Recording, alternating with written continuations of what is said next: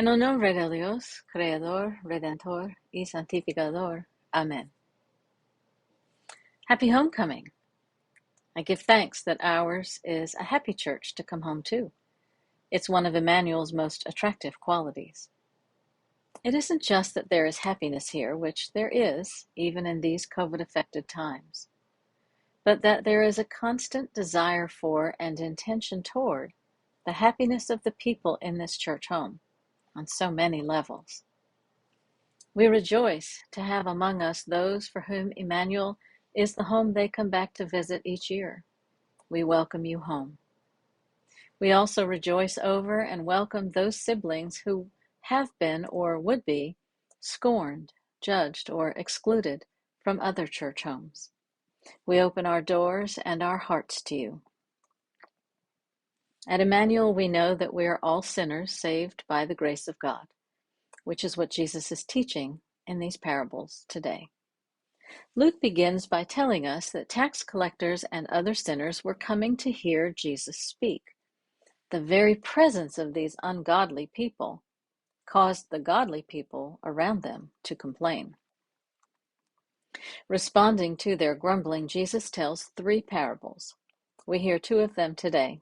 We'll hear the 3rd one next Sunday. In these parables, Jesus reframes relationship and returns it to the proper order, asserting that relationship begins with God and is made available by God to everyone.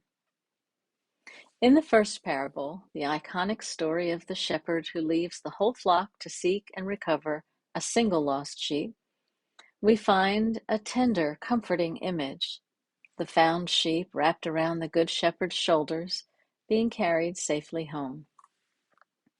Seeing ourselves as the sheep and Jesus as our good shepherd, this parable makes us feel like we matter, and we like that feeling.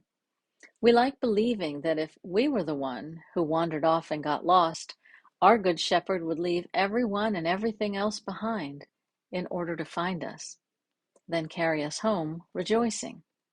And he would. And while understanding the parable in this way makes us feel good and loved and valued, this parable isn't about us. It's about God, whose nature it is to seek and save the lost, which here means out of relationship. This story is about God who rejoices each time anyone is reconciled back into relationship. Sometimes our similarity with sheep is uncomfortably on target, which is why these parables are so effective. Sheep live in community, but much of the time their attention is focused on themselves, on finding and consuming that which will satisfy their hunger. So with their eyes looking down at the grass around their feet, they move from place to place, wherever the grass seems greener or more plentiful. Most of the time, the sheep doesn't know it's gotten lost until it finishes eating, looks up, and discovers that no one else is around. At that point, the sheep cries out, looking for a response from the flock or the shepherd. If there is no response, the lonesome sheep may panic and make dumb or dangerous choices. Or it may freeze, unable to make any decision at all, eventually dying of starvation right where it stands. Notice in the parable that only one sheep in the flock knows it's lost, even though there are 99 other sheep who, as the text says, are in the wilderness, which is Bible speak for lost. Being part of a large crowd of sheep in the same place, doing the same thing, gives the flock a false sense of security. This story, as sweet and comforting as it is for us, would have been shocking to Jesus' listeners. You see, in Jesus' time, shepherds were despised, scorned as dishonest, unclean, ritually and actually. There were no showers out in those fields, so they stank. The scribes and Pharisees would have been appalled and angered by this parable. God is not a shepherd. So, Jesus goes even farther casting God as a woman. OMG. An interesting thing about the story of the lost coin is that it doesn't conjure up the kind of beautiful pastoral images the parable of the lost sheep does. As theologian Robert Farrar Capon says, most people don't feel sorry for the coin which has been lost. And that's the point. The parable isn't about the coin or us. It's about God, whose nature is to search diligently and work hard to find what had been lost. At the end of both parables, Jesus says that all of heaven rejoices over one sinner who repents, one person who recognizes that she is lost and calls out to God for rescue, one person who turns his attention away from satisfying his own hunger and looks to God and God's way instead. Our relationship with God is the relationship from which comes all our other relationships. God is our home.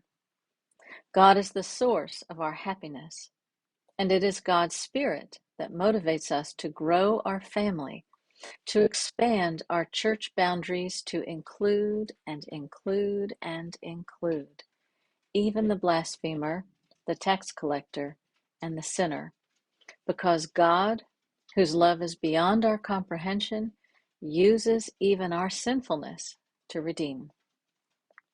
As St. Paul says, he was the foremost sinner who persecuted and killed Jesus' followers, yet he received mercy, thereby revealing Christ's utmost patience for all. We who are followers of Jesus Christ are not a body of perfectly behaving, sinless persons. We are a collection of fully human, imperfect people who forgive others as we have been forgiven, and who welcome the least, the lost, and the excluded to the banquet table, just as Jesus did. When Jesus says, "I tell you, there is joy in the presence of the angels of God over one sinner who repents," he isn't talking about our behavior. He's talking about our hearts. Our behavior is simply the outward manifestation of what's going on within our hearts. When we repent, we let go of all that hinders our relationship with God and prevents God's love from growing in and through us. We repent when we open ourselves to receive the love that chases after us, lifts us up, and carries us safely home. That's why our church home matters. It's where we learn and practice loving God, one another, and ourselves. At Emmanuel, we celebrate God's amazing love for us, and we do it among people who care enough to help us see when we have lost our way. People who will reach out and remind us to come back into relationship, to come home, and then rejoice when we do.